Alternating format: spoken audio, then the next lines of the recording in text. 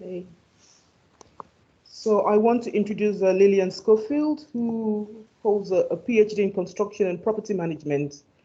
Her thesis covered the interaction between stakeholders in housing projects in poor communities in Nigeria. She has interest in poverty, conflict, and reconstruction. She has worked on other research projects within higher education institutions in the UK and currently teaches at St. Mary's University in East London.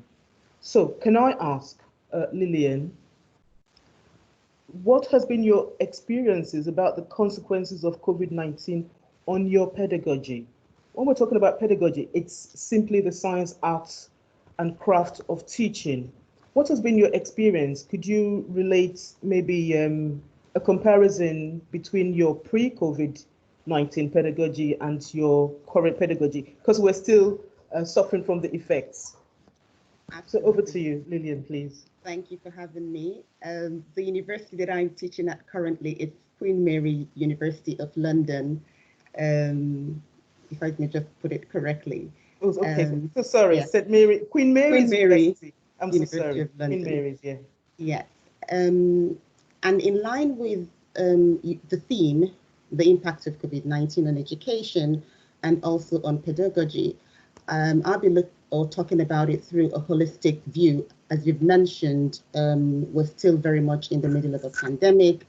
And if we just look at it through the prism or through the lens of education, we'll be missing out on some of the impact that has affected how we teach and how we do changed or rearranged pedagogy around this. So I teach within the practice module, and part of it would be maybe students going on their field trips or doing their internships or apprenticeship. And pre-COVID-19, students would be traveling to international field trip abroad. But with the travel restrictions, social distancing rules, you have to change pedagogy. You can't travel. And so that has to change. That changed drastically. That students would have to change how they learn, how they do things. So you think about field trips, for instance. Students were not able to travel abroad to do their international field trips and did not have the same experience of observing. Sorry, can I just interrupt you, please, Lillian? So sorry, just to welcome Mbeke Waseme, who's joined us now. Mbeke, Hi, so we Joyce. have, thanks for joining us. We have Dr. Lillian Schofield, who is discussing now, and Dr. Toyin Kuka. Okay, sorry about my delay. Sorry. So if we can keep our microphones on mute while Dr. Lillian carries on with her discussion. Okay. Yeah, so I was talking about the impact on field trips. Students were not allowed to travel abroad, and so therefore innovative ways had to come up in also engaging with them. So that means everything had to go online. You had to plan to bring in speakers from the different countries that they work with or partner with. So rather than observing or being there in person, that had to go online, and things that they would have learned in person, that changed also. And when you talk about internship, students who were doing the internship and doing studies, that also came to was disrupted by some of the restrictions that were put, and the social distancing restrictions. So students again had to go stay at home, and you had to plan around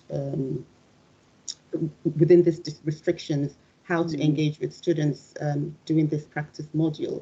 So we can understand that during the time that the restrictions were put in place, it was students getting ready for assessments. And that's correct. I think that is true for all of us across all levels, primary schools, secondary schools, further education, and university. It was coming to a point where students had to be thinking about their exams and assessments for them to make progress onto the next level. If I just quickly move the discussion to Dr. Kuka, what's your experience? I know that you've got a rich experience.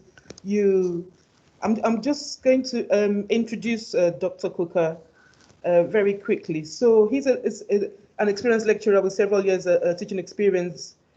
He currently teaches in a Southeast London college, but also does some doctoral supervisions at the University of the West of Scotland. He's had experience teaching retail courses at the London Fashion Retail Academy, Westminster Adult Education, and he has worked for several years as an administrator in the UK Civil Service. Dr. Coker holds a doctorate in education, focusing on teacher collaborations, and he also holds an MSc in international market management. So you've got a rich experience, Dr. Coker. What's your immediate experience and the impact of COVID-19 on your practice, both at FE and in HE? Oh, you have to unmute yourself, sorry.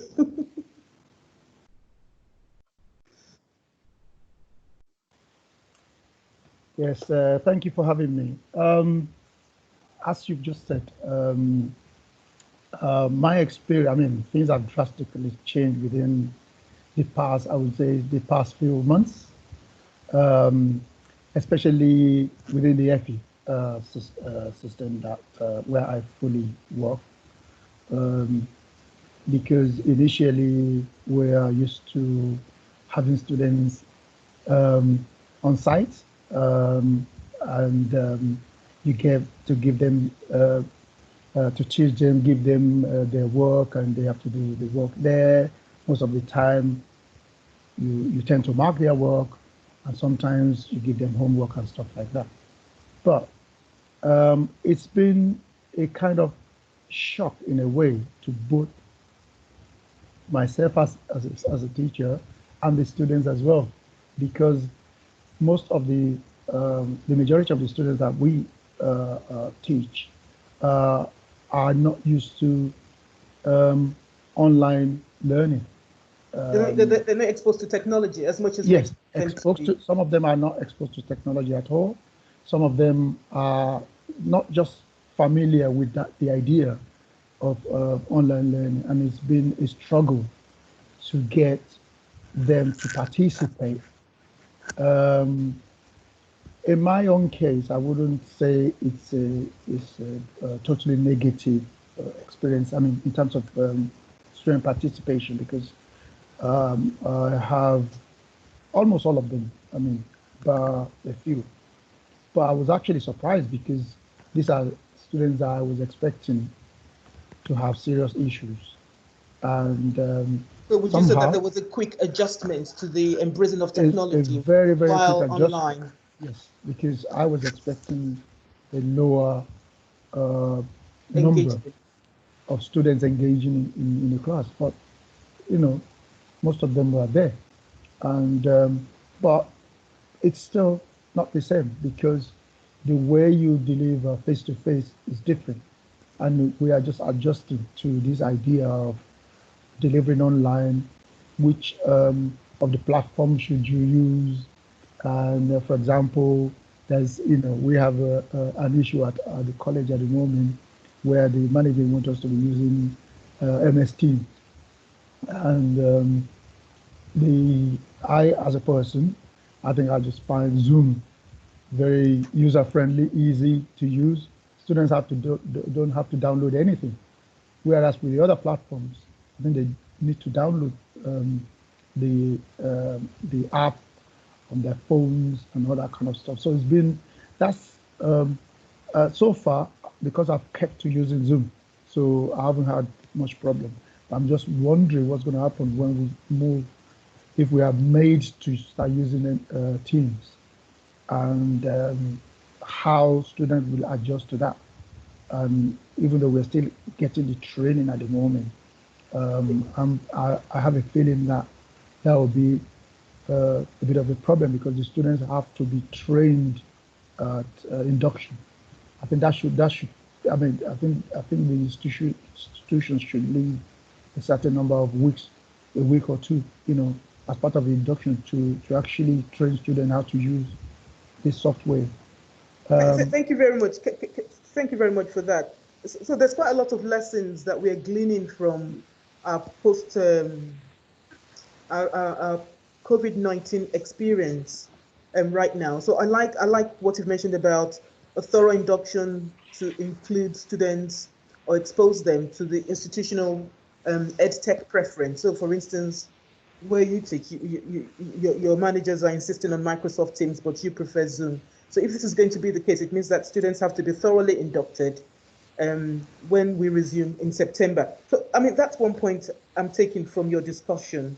And it's nice to know that students engaged beyond expectation, because I remember at a point on the news, it was said to be 75% in online engagement, but that quickly fell through the weeks to 35%, simply because students at home with their parents had very little access to technology. It had to be shared. If mom and dad are at home and they're both working, it could be that there is only one major device at home, which has to be shared between both parents and the siblings and the children. So there's quite a lot that's coming through. If I were to, you know, I'd like to add something. Mbeke, yeah, I was just coming to you, but I want to introduce you because I'm really excited, Mbeke. So Mbeke was Seme, very interesting lady. I met her online. I think we were both interviewed by a radio journalist. So she's an international coach, trainer, consultant, and storyteller, a qualified teacher. I understand that Mbeke was also part of the quality team in Lewisham College some years ago, so that's why I'm excited to meet her. I didn't know her then. She's also an international school inspector, an executive coach and trainer, an author, a poet, a photographer, interestingly, a DJ in her early life. So she also, she's an international speaker at many conferences, majorly the African International School Association Conference in Kenya, the Yayasan Ame Annual Conference in Malaysia, the Black Cultural Archives in the UK. So she's the author as well of Make the Changes, Feel the Joy, How to Work, and Live Abroad Successfully. She has chapters in This Is Us, Black, British, and Female, Trusted Girl, Challenging Perceptions and Maximizing the Potential of Black Women in the UK workplace. So very excited to welcome you, Mbeke. So I don't know whether you still have classroom teaching experience right now.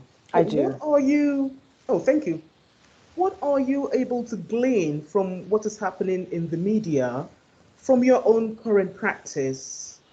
And what do you think should be the themes that emerge from this current pedagogy? We know we've got challenges, and we know that some issues have been identified and are being addressed by the government. So what themes do you want to share with us from your own practice, please? Okay, so good morning, everyone.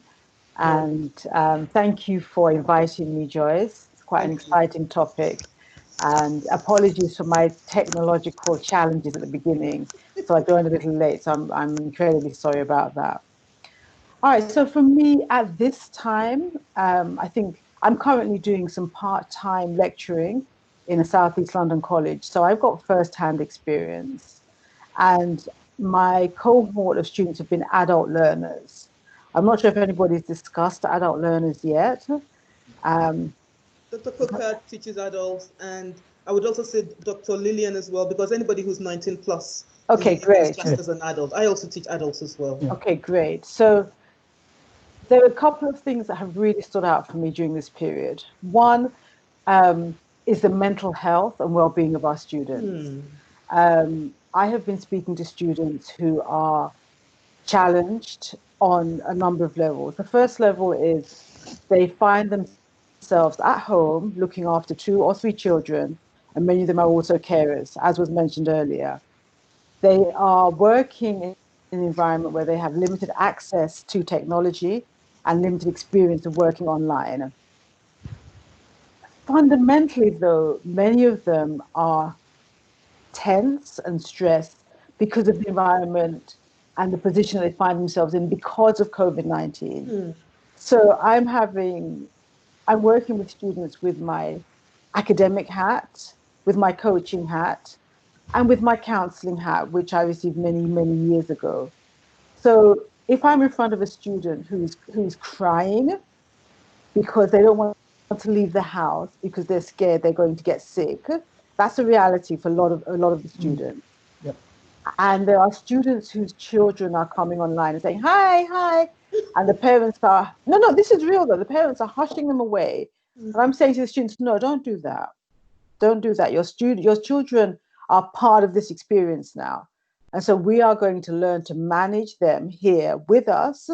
And if you need to leave the room to go and make them something to eat or to see to them, that has to be a flexibility that I, as an academic, bring to this process now.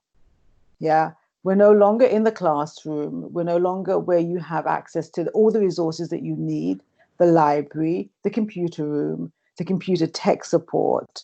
You're now working from home, having to manage so many different layers that you hadn't anticipated, let alone a week ago. So you're writing assignments when sometimes very late at night, which is the worst time to be writing because you're already tired from the day of managing your father who is diabetic, or your children who have ADHD, or your neighbors who you help to do their shopping because they can't get out. So suddenly that also becomes part of the experience in a way that it had never been before. So it's a case of juggling many responsibilities. Most at definitely, the same time. most definitely. And for me as a lecturer, it was about being flexible. Yeah. A lot of lecturers also need support around their health and well-being because they're also afraid. They've also accepted the narrative 100% of what's going on.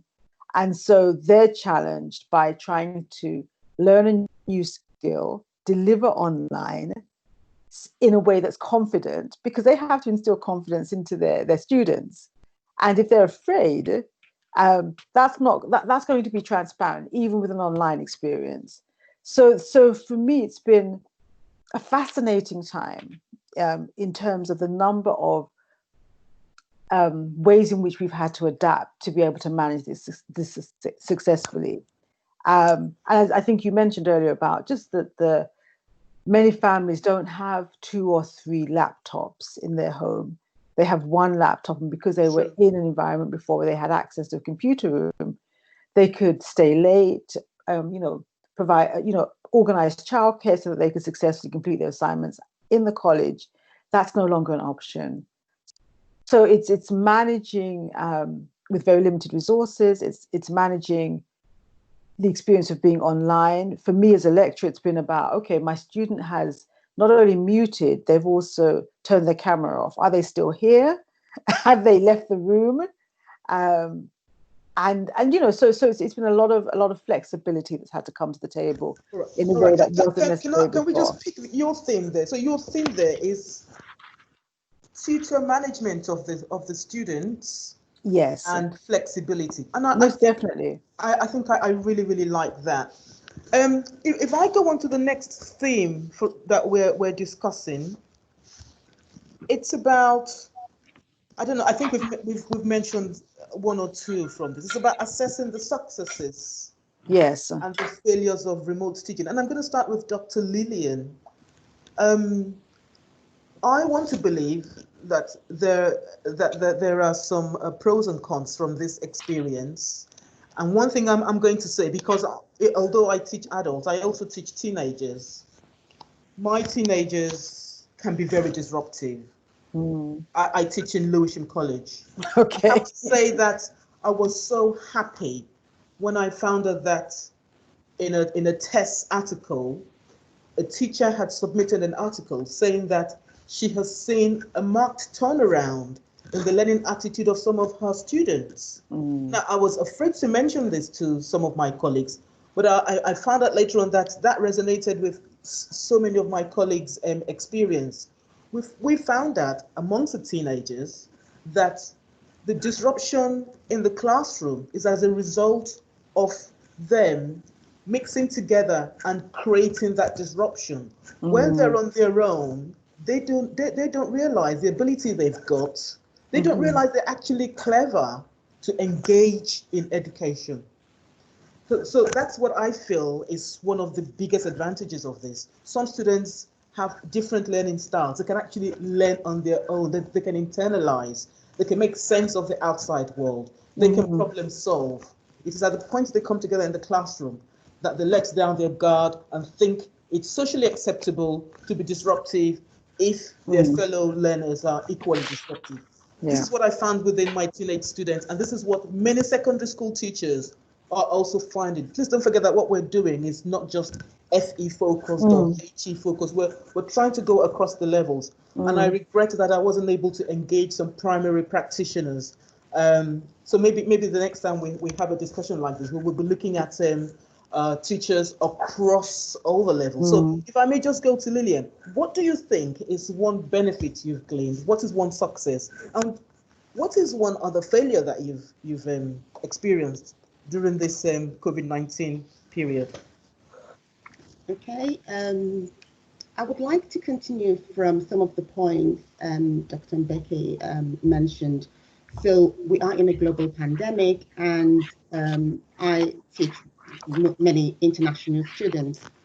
And one of the benefits, if I start with the advantage, is that you can still connect with your student. We have the technology now and the facilities to connect with our students all over the world. But also continue with some of the most important points mentioned earlier by the two speakers. We're looking at students' mental health, their well-being. And it's not just connecting online, but also being cognizant of what's going on. So if my international students don't want to show their face on Zoom meetings or on Teams meetings and just want their voice to be heard, it's telling us a story, it's telling us something. They don't want either their background to be seen. And remember, just like it's already been mentioned, we're sharing spaces now, and some of these spaces may not be conducive, or some of these spaces we just have to make do within the time frame. So when we think about teaching, and one of the advantages is connecting online through technology. But on the other coin, the other side of the coin is dealing with issues such as, time zones. If it's morning here in the UK, what time is it in China? What time is it in Brazil? So you have to think of ways to be inclusive.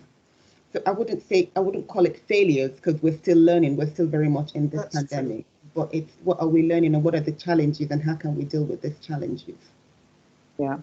Thank you very much. Yeah, I didn't actually think about those different time zones. Sometimes it's 6 hours. So does it mean that, Lillian, that you have to wake up at 2 o'clock to deliver a lecture to students in Brazil? That's a rhetoric question. But yeah, but that's the good thing. One of the positives is that we're coming up with very innovative ways. So you come up with synchronous and asynchronous learning. So you put the timing in the middle of the day where everybody could, it's the time that is flexible for almost everyone. And then you put, asynchronous reading materials so that people who can't join face-to-face still have access to that. You record your sessions so that everybody is inclusive. So I'm also aware of posting videos, posting links, so that anytime the students are able to click on the links to carry on some learning, they can still do that. Very interesting point of view from HE. If I go to Dr. Coker, the same question. What are the experiences of your successes and maybe failures in this remote teaching? And the same goes for Dr. Waseme after Dr. Coker, please. You're on mute.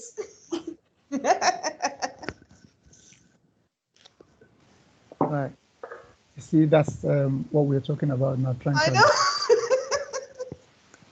Yes, I think for me, one thing that I would regard as a positive thing is the skills that I've acquired over the last few months in terms of online delivery, which I wasn't used to in the past, because most of my teachings have been face-to-face, and to have to just adjust.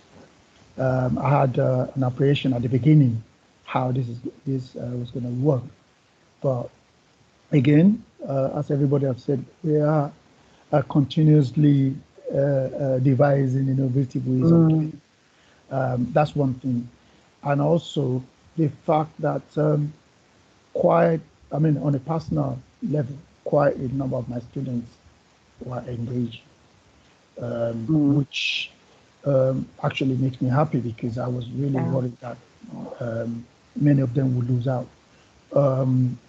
from this new way of learning. But at the same time, I think that the reason why I had many students engaging is the fact that I wasn't spending most of the time teaching. Yeah. I was allowing them to chat, to talk about their experiences, to share what they are going through and all that kind of stuff, and that tend to engage them a lot because and I just allow them that freedom to say whatever they want to say. I mean, obviously with limitations, and they tend to enjoy that. So what I tend to do is just to go over some of this stuff that I've already put online. So, and then we just chat about it and chat about personal stuff. I mean, general stuff as well. So that has been really useful, good to me, because I remember the first time the first few weeks, I will even say the first month, I wasn't doing any Zoom.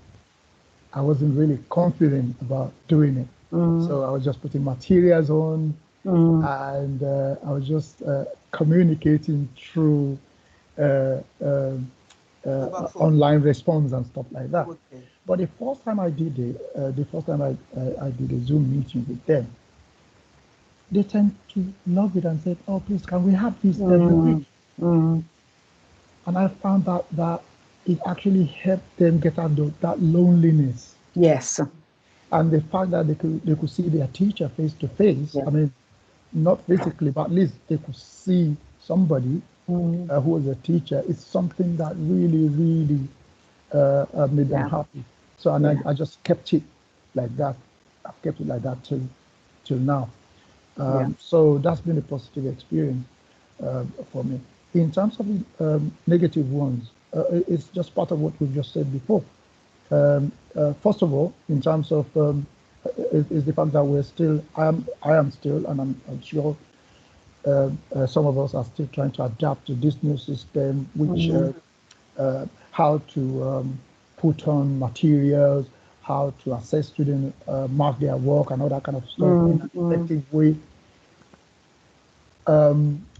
In a more effective way, than I am doing at the moment, because I know that I'm not doing as much in terms of, I do mark, but I am not, I feel, at least at a personal level, that I could be doing more, because when we were seeing them physically, you could actually give them verbal feedback, comprehensive feedback, and all that kind of stuff. But online, it's very difficult to start writing comprehensive feedback for each student. It's really, really difficult. Thank you very much, Dr. Cooker, for mentioning that. That one of the positives is we are acquiring skills by the minute, tech skills by the minute, and I love that. So sometime in February, if you had asked me, Joyce, you need to go Microsoft Teams or you need to do a Zoom, I said, what's that? I would have asked, what's that? But very quickly, we all adjusted. We embraced technology. And for those of us who were slightly reluctant, we used mobile phones or went on platforms like Google Classroom. And all of a sudden, do you notice? I don't know whether you noticed this, that most of those EdTech organizations were regularly updating the features within those video conferencing apps. Because at a point, Microsoft Teams did not have raised hands. Very quickly, within 2 weeks, they had it. Zoom seems to be very innovative. And I don't know whether you saw the news that the owner of Zoom became £4 billion rich within the space of 2 weeks. Because everybody, all the scheduled face-to-face events went online. So we are all acquiring new skills. It's really revolutionary. It's interesting. It's exciting. For me as well, it has been impersonal because I love people. I'm gregarious. I like to see people face to face. I'm aware of the pandemic and its contagion, but I can't wait for all of this to be overcome. And I really, really do mean it. I miss my colleagues. I miss my students. I miss that ability to get up every day, go to work, and do all the things I have to do. And one negative that I found, I discussed this very briefly with Dr. Kuka before we started this session, is the length of time we are spending at our devices as teachers every day. Yeah. I could say that on the average, I spend between 10 and 12 hours trying to teach, respond to emails, giving feedback, and meetings, preparing for next academic year, doing initial assessments. It's really, really very demanding. Rebecca was talking about mental health. What about the physical health? That immobility, sitting down all day, and so there's lots of things to think about. There's the pros and the cons, but as teachers, we should be able to manage it. Yeah. So can I just come to you to tell us your experience about what is worth celebrating, and what we would like to address as an issue, and what would we like to see as a negative, and then address it later on. Rebecca, please. Okay, so I'd definitely like to celebrate the fact that students showed up. Okay. Even with their responsibilities, they showed up. I'd like to celebrate the fact that a lot of my students asked for one-to-ones, and even though it made my day longer, that level of connection was important for them and for me. I'd like to celebrate the fact that we continued working together, and that gave structure to the week for myself and for my students. And so for people I know who have been just generally working at home but not working online, they've said to me, I don't know if it's Monday or Friday. Whereas with my students, I knew what day of the week it was. Yeah. And that structure was good for my mental health, and it was good for theirs. A positive for working at home for somebody like myself who likes to exercise meant that I could still do my run and my yoga in the park every day and do my classes. And for me, it was really important. I also encouraged my students to take that time and to go out and walk, because their mental health and their physical well-being is down to what you do. And sitting in front of a computer all day is no good, So it was really important at the very beginning of this move from classroom to online to say to the students, no, we're not going to be sitting here from 9 till 6. Absolutely not. In the college, that's fine, because we have our breaks. You can catch me at break time. We're walking around, we're moving around. We're not going to sit in front of a laptop, because my well-being and yours is dependent on us moving as well. So I said that right at the very beginning. And as a result, we had days which were a variety of online delivery, offline discussions, offline reading, offline analysis coming back together. So we were on and off, and that produced a model that I think now has been very effective, and the students have said yes, they really enjoyed that. So for me, those are the celebrations. Those have been the positives. The challenges have been sometimes around navigating the change, because students who have children will say to me, okay, I can't do that class at that time. And then it's a flurry of emails. Can we move it to another time, so that I'm being flexible and able to accommodate the new situations that they find themselves in? It's a challenge for me and an opportunity to actually have to learn how to incorporate the different platforms that are out there. There are amazing ways in which I've found that I can work with my students, and it's opened up global opportunities for the students and for myself in a way that were not possible before. So, Dr. Lillian talked about the time difference. And, I've worked in Malaysia, which is an 8-hour difference.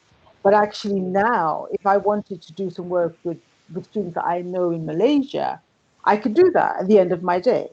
Yeah. So, there are challenges, but there are also opportunities in those challenges. Thank you very much. Yeah, thank you very much. It's nice to know that students are engaging. I mean, that engagement shows that they're also very willing to cooperate with the teacher, and they're aware of the effects of the pandemic.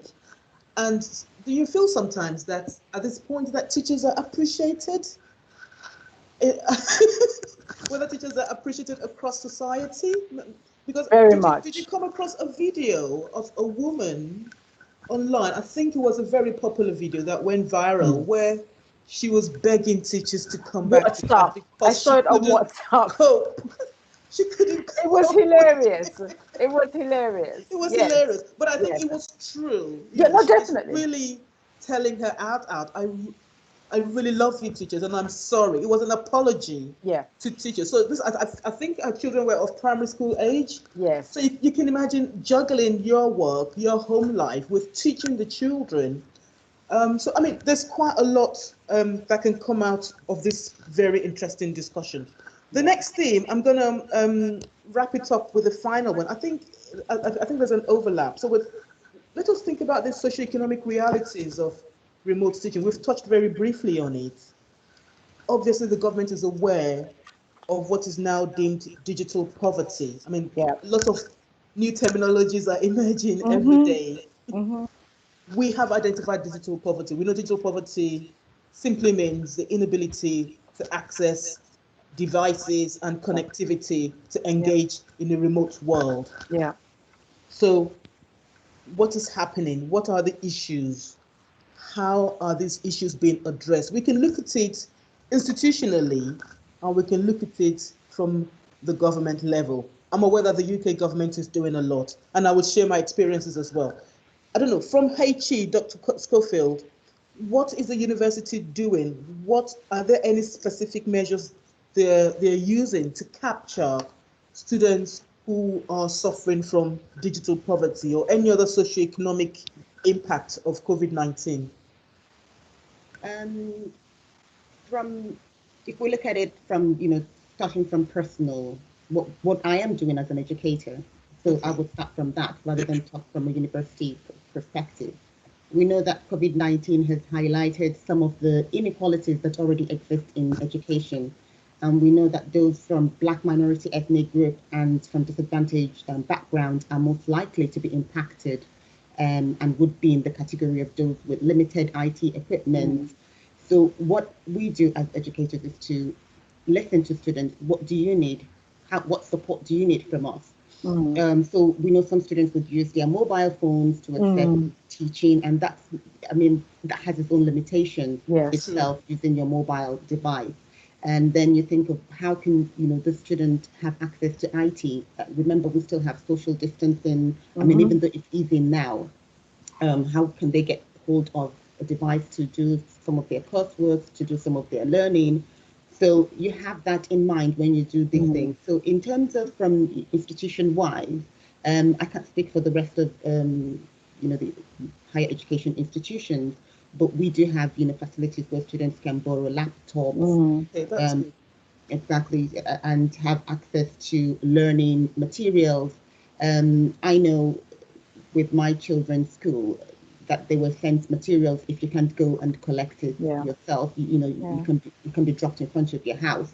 That's not. I don't think we have that arrangement for adults in higher education institutions. But we do have arrangements, and students will tell you their needs. They will communicate with you what they want, and then you can make arrangements what to do with them on a one-to-one basis.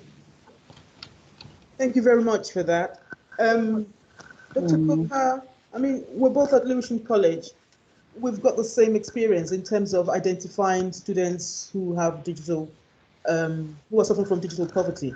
Do you want to relate what we're doing at the college right now, in view of the recent emails that have been sent? I know.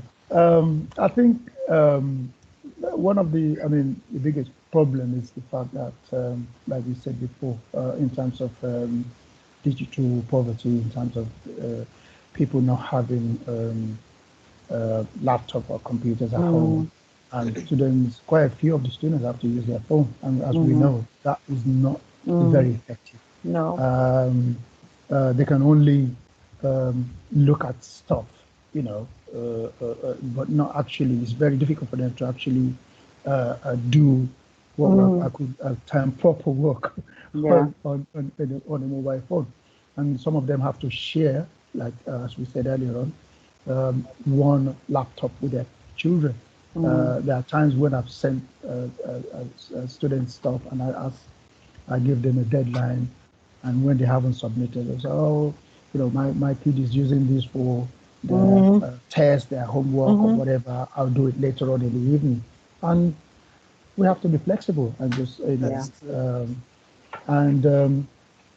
as you rightly said, I mean, we've been asked to send a list of students who need laptop and materials, and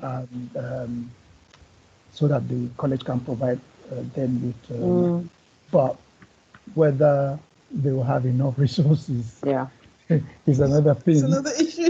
It's another issue, because I know that even some staff are having issues with materials. I know of a staff that haven't even got Wi-Fi at home. So can you imagine that if we have staff that are in that situation? What about our students? So I was speaking to a student yesterday, and he said she hasn't got Wi-Fi at home. She's using the Wi-Fi on her mobile phone, and I said, is that not going to be more expensive, especially at this particular time? Can't you look for at the moment they're having bargains all over the place? And she said, oh yes, I'm looking at that, because I think you've been spending a lot of money on data if you haven't got unlimited data. My university students are slightly different. Like Dr. Scofield has said, they can ask for laptops if they want, and I think majority of them tend to have laptop at home or computer at home, but there are still quite a few of them that haven't got one. And even where they do have, they still face the same issues that we are talking about. I have one of the students that actually had COVID and had to take time off. And I was with her, I think a month before, and I was thinking, because she was sick then. And that was really frightening when I thought back. For a few weeks ago, I was with her face to face. And then she had COVID during that period. And some of them were even sick, but they didn't say they have COVID, but they were saying that they weren't feeling really well and all that kind of stuff. So we have to keep engaging with them to find out what's happening. So in terms of materials, the universities, I think it's less of a problem. I'm not saying there's no problem at all, but I think because of that level of education, they are more equipped than the other education learners. Thank you very much. Just to add a few points there. In the college, the GLA was able to allocate some funding to colleges of further education across London South East, Lambeth, Lewisham, London South East colleges. The funding came in to purchase equipment, laptop, dongles, even mobile phones and iPads. So we were asked over and over again to identify the number of learners who would be in need of those equipment. So progressing from that, they wanted us to actually give them the names of the learners. It was a way of checking that the right learner was receiving the right equipment. I mean, interestingly, they were going to provide dongles. Now, dongles are not very popular here in the UK. If you go to developing countries, they're very popular because people are not necessarily they're not necessarily sold home-based broadband in developing countries. So people buy dongles with which they can have instant connectivity. So I noticed as well that some of my colleagues asked for dongles, only for us to realize that this person hasn't got home broadband. So it's revealing a lot. There's a lot of inequities, and all those inequities have to be addressed if we actually want to educate this generation. And progress them further. Mbeke, I mean, how are you addressing? I don't mean you personally. Yes. Within your immediate environment, how is that been addressed and supported, please? Okay, so in the college that I am in, just before the lockdown, some laptops had been ordered, not knowing lockdown was approaching. Oh, that's very good. Well, good and challenging at the same time, because the laptops arrived during the lockdown, and there were a whole number of students who refused to leave their house, and the college was not in a position to post them out. Okay. So there was this ongoing, well, if you need a laptop, you need to go and pick it up. Like, well, I'm not picking up. My daughter's in the high-risk group. My parents are in the high-risk group. I live at home. Yeah. So it revealed that other level that we hadn't even anticipated. For those who were comfortable with technology, there was access to things like the library online that had already been put in place at the college, so students could continue accessing materials. But not everything was online, because again, this period has taught us a lot in terms of what we need to do going forward. Some articles were online.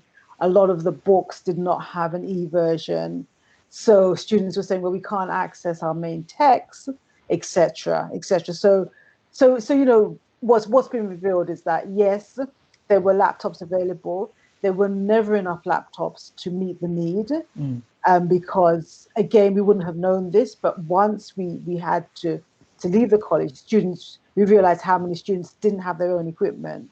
They had been staying late. They had been using college equipment.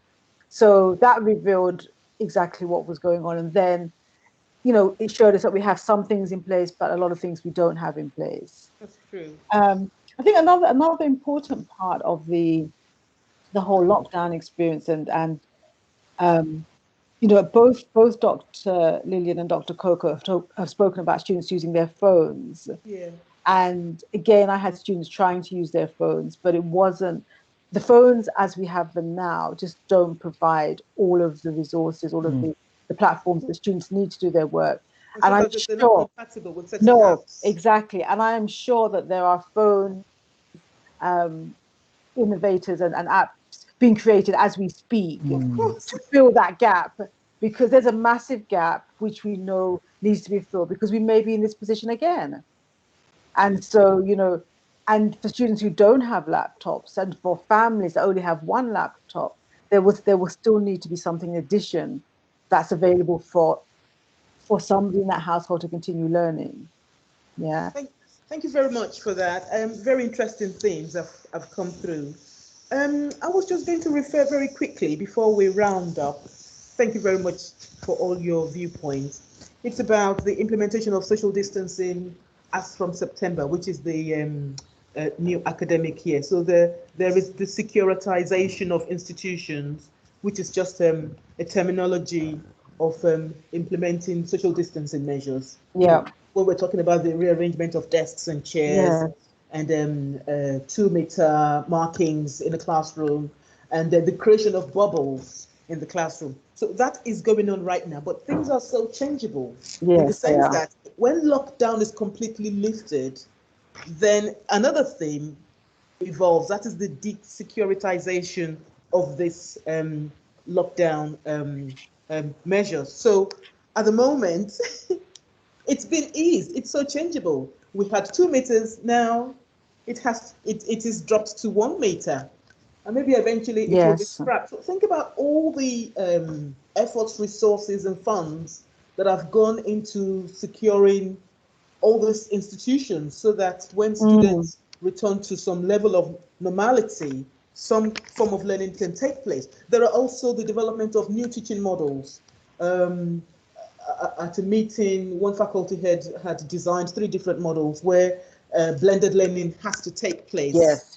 From September, so we can no longer do 100% face-to-face teaching, or it could be that 50% of the students turn up in the morning, and then after lunch, another 50% turns up. So there's all sorts of considerations, all sorts of theories being implemented.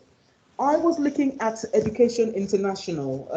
That's an organization that compiles information from different countries around the world, and they came up with some statistics. It says less than 50% of teachers were able to provide scheduled content globally. And this same number of teachers were able to contact parents, not necessarily students. So I'm sure a lot of this information is coming from developing countries. 28% of teachers were supported with resources. That's quite surprising.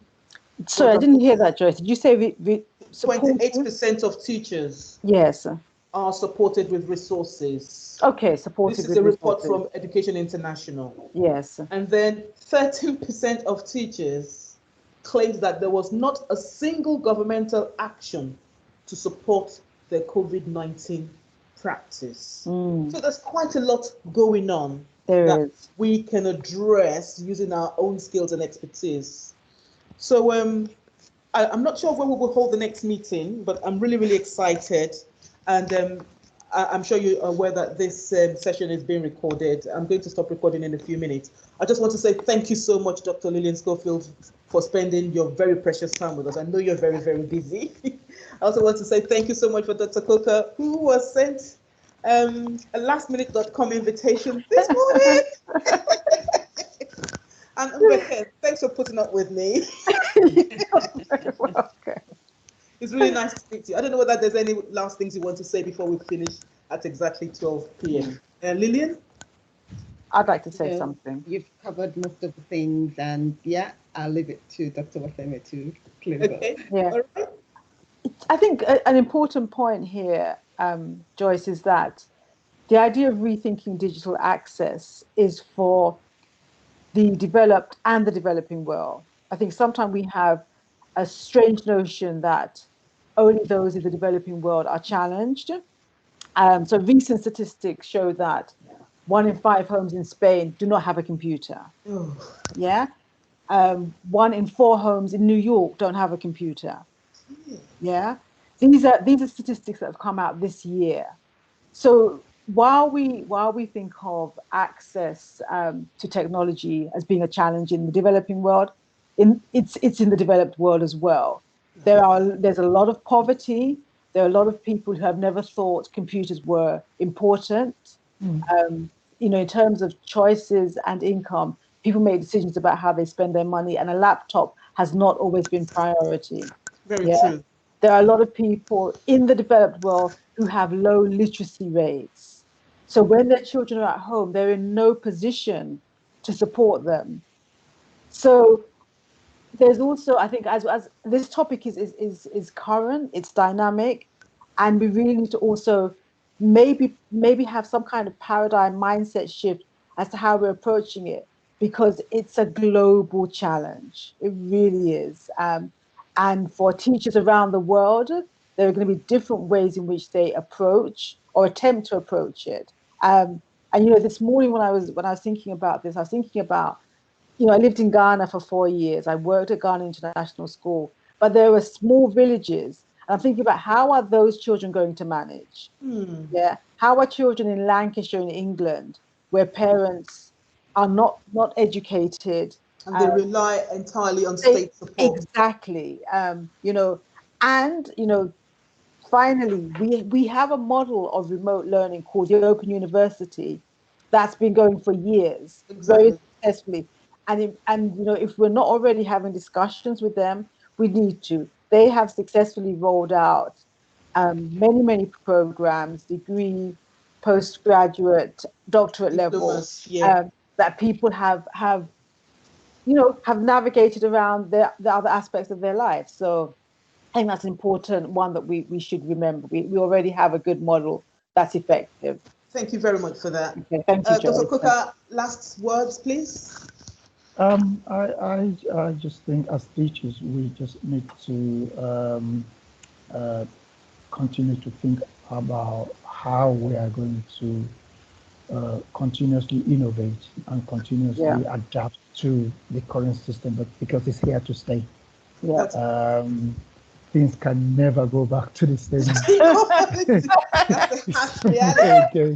Dr. is so honest. That's the harsh reality we all have to face.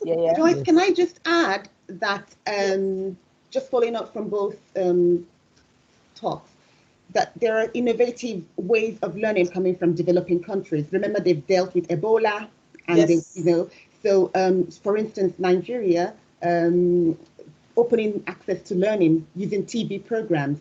Now, people were laughing. Why would you do that? Why couldn't you, give laptops? But that would open up learning for people in remote areas Mm-hmm. who only access to digital way is through the TV. Yes. So no student is left behind, so they can learn through TV if you don't have laptops. Yes. So we have those innovative ways of learning coming from developing countries, and can I say my parents are from Jamaica?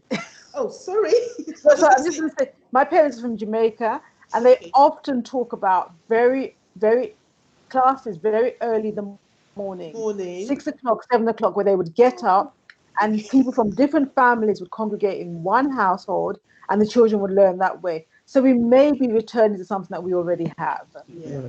Right. One last thing I was going to mention. I'm so glad I didn't forget, and Dr. Lillian Schofield reminded me. There is an organization in Abuja called Assisting to Empower, something like that. And just before the lockdown started, they had some educational programs on radio. Okay, now, yes. in this northern part of Nigeria, people are generally quite laid back, and education is not really seen as priority. But they all have their radios. Life is very nomadic. So they put up some classes on radio.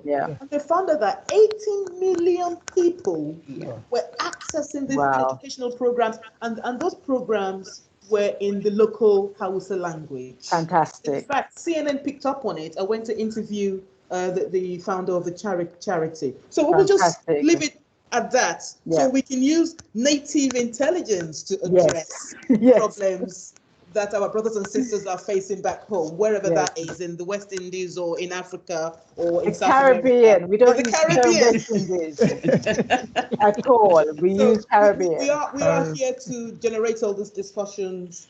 If we have any resources or any contacts, we can turn some of the things we've discussed here into actions. But we want to continue to have those discussions and support the educational development of children worldwide. Most definitely. Thank you so much for joining us today, and we will definitely keep this going. Thank I you. hope to see you also. Thank you so much. Thank you. Thank you very much. See you. Bye. Bye. Bye-bye.